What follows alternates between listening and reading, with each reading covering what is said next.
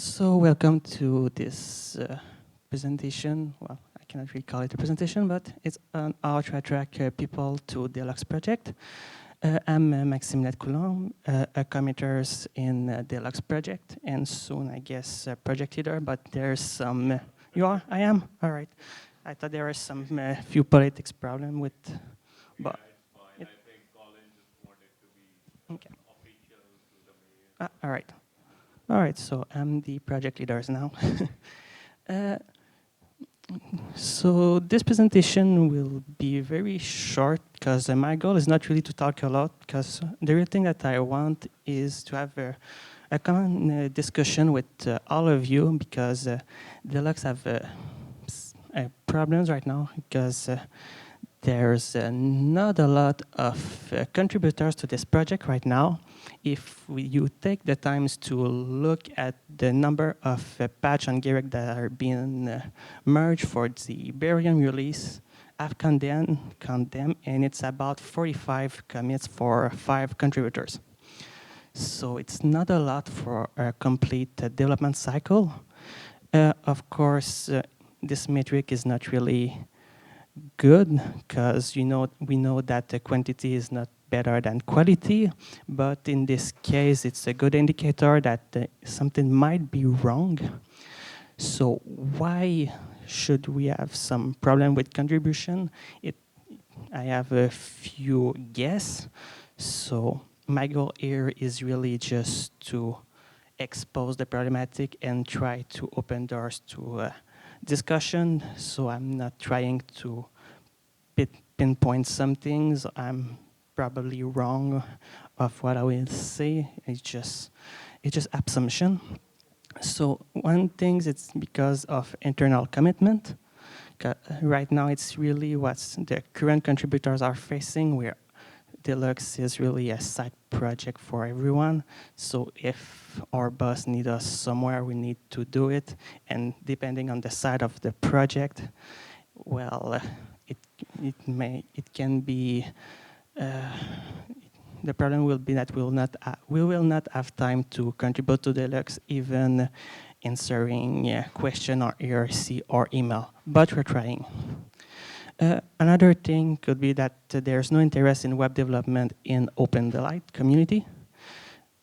Again, if it's a case, there's not a lot of things that we can do, but we can try to bring people who have a certain knowledge in web development, front-end web development.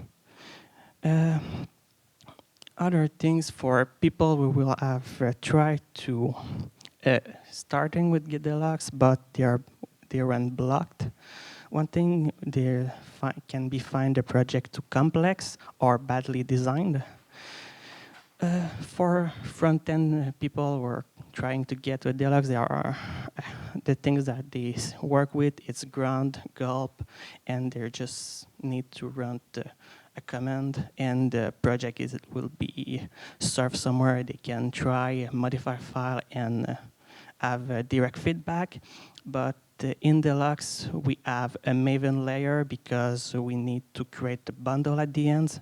So the structure is different. So for newcomers, it can be problematic. And for the badly designed, well, we will see in few slides. I will showcase a little bit the current architecture. So if you see something wrong in it, please give us feedback, so we will be able to work together to improve it. And the last thing that I think can be a problem is the documentation, incomplete or useless. This is a side effect of the main problematics. If there are not enough contribution inside the project, if there is no coder to code, they will have no coders to write documentation, or at least they will do the basic minimum, and it will be docs for devs.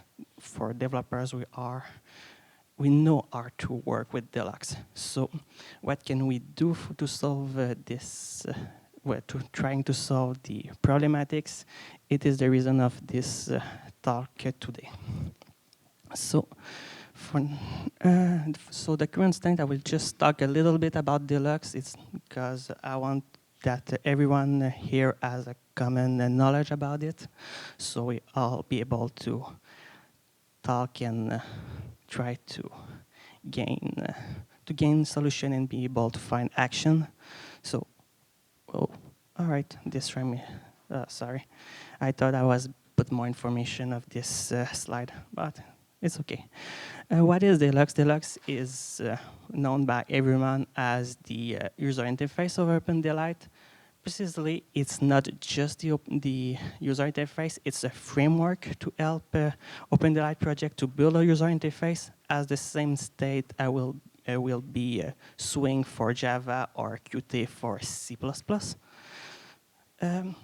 And another goal of DLUX is to be a uniform platform to connect a multiple of diverse projects. Like in OpenDaylight, you have a lot of projects. I don't remember the number of projects for Barium. I think it's around 60. I'm not sure. But all those projects have a different view of what need to be displayed. And it's the goal of DLUX to merge everything to have something uniform with the web server, within the web server. So DLUX is based on AngularJS. So the reason why it's because of the modularity of AngularJS. It's the first keyword. It's the keyword to understanding DLUX. It's modularity. Everything is. Sorry, I just will try to remove this. Oh, come on. All right. So the goal is DX is really to, modularity is really the keywords to understanding DLUX, and the architecture was based in the same way. So basically, the way it's work, DLUX is just modules. Everything in DLUX is a module. And when we put all those modules together, we are able to have a user interface, the user interface for OpenDaylight.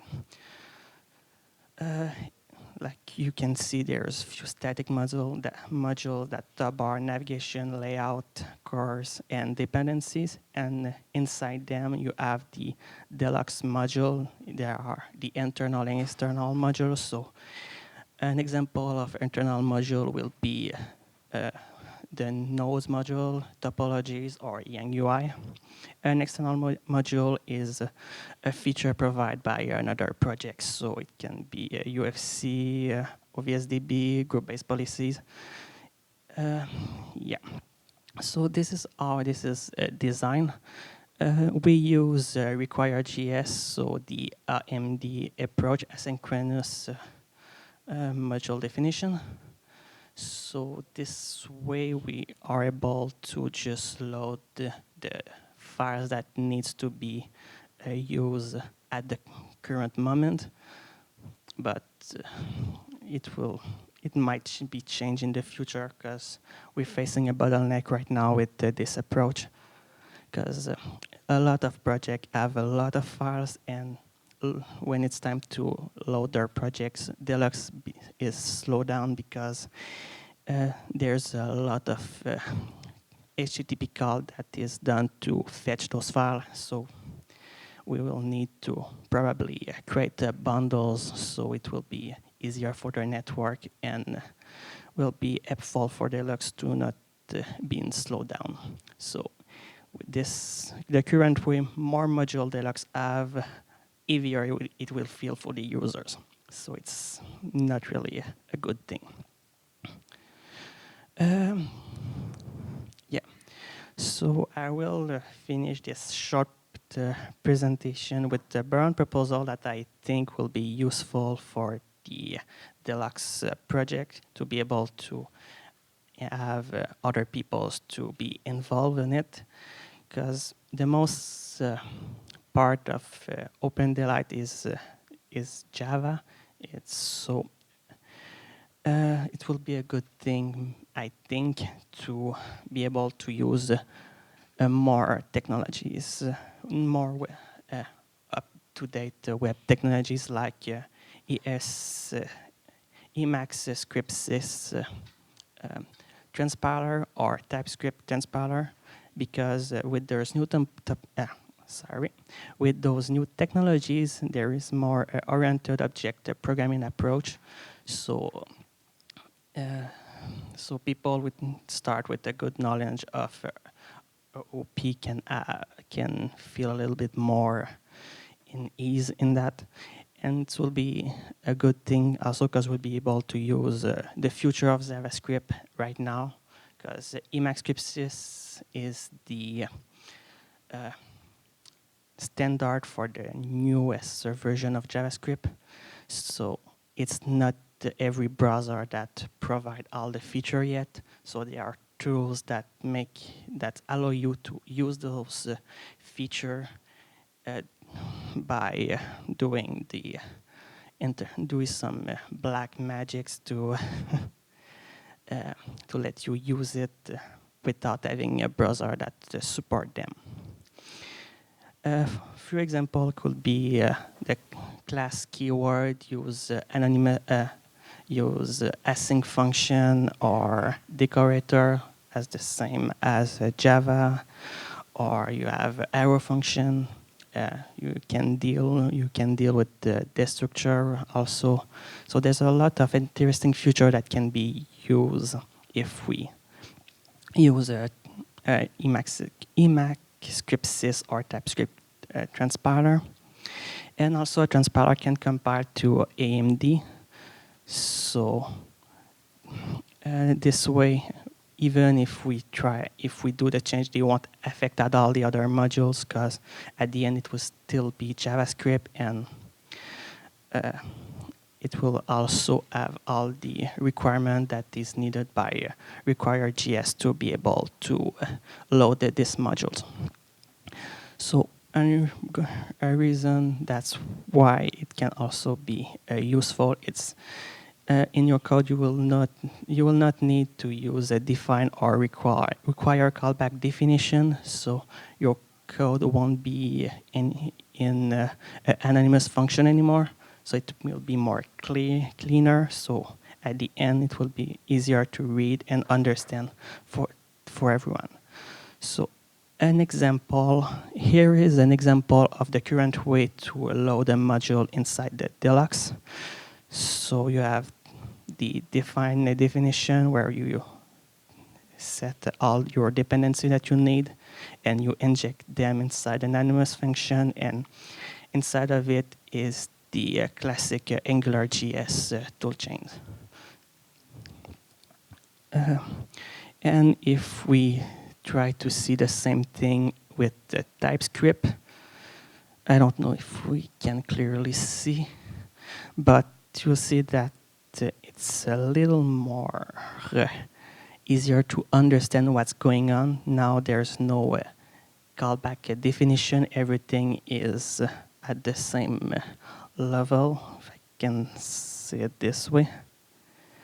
So yeah, there it is. So this is everything that I've wanted to say today, because my goal wasn't to talk a lot. I just wonder my goals. I just wanted to have a feedback of everyone who's there, who tried to use DLUX, or try why they are blocked if they are blocked anywhere or something like that.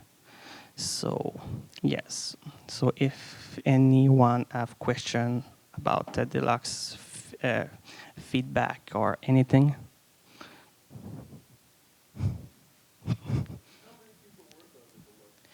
How many people works on the DLUX project? About 2 and 4 people. No more. So that's why I'm trying to have some feedback and to be able to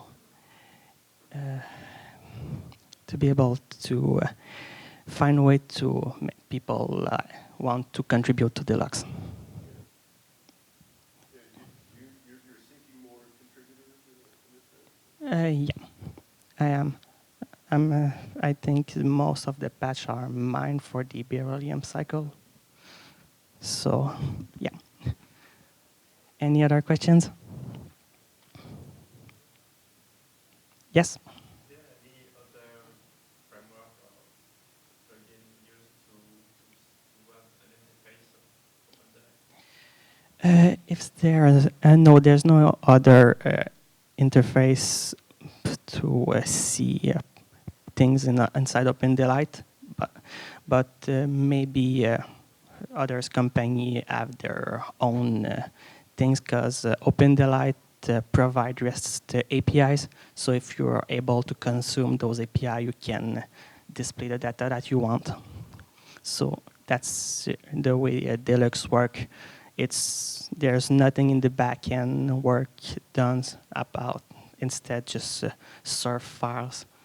Everything is loaded by using the REST API given by netconf. I think, yeah.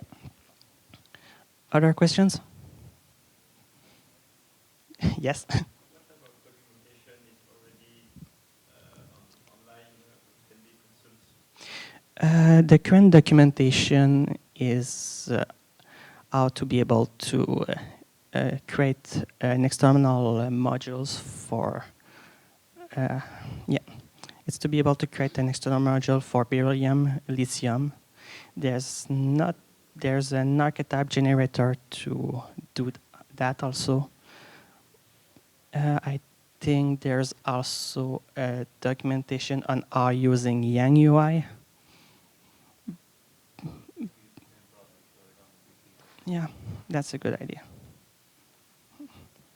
Uh,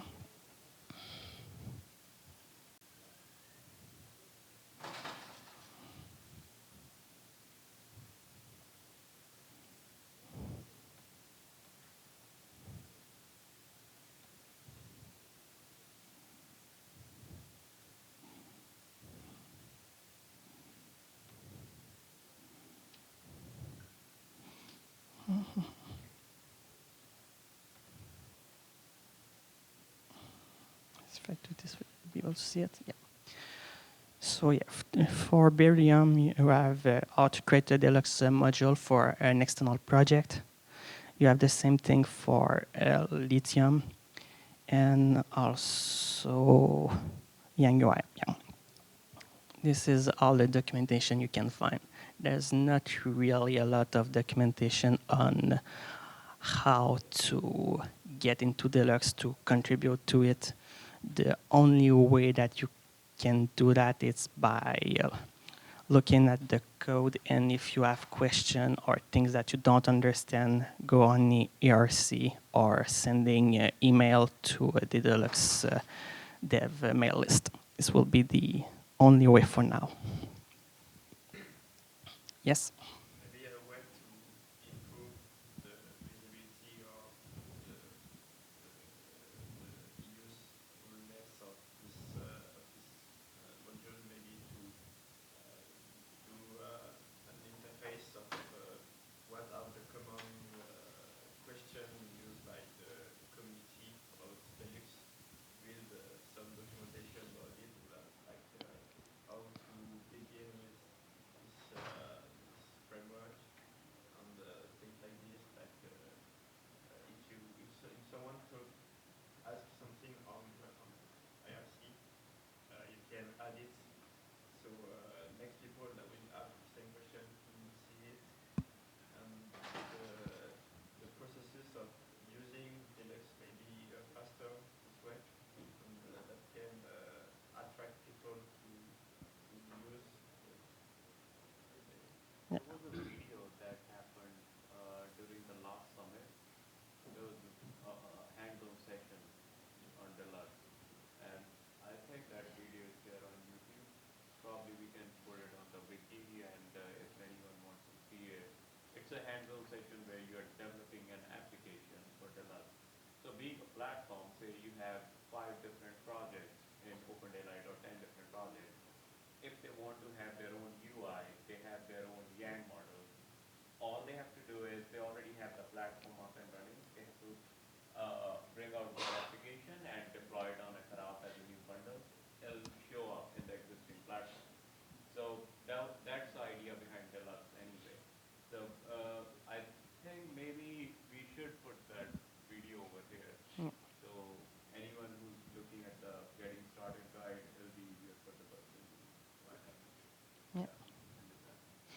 That's a good idea. Other questions, feedback, anything? All right, so it's all right. So I think we are about 30 minutes ahead, so you can. All right. So thanks for be there and have a good meal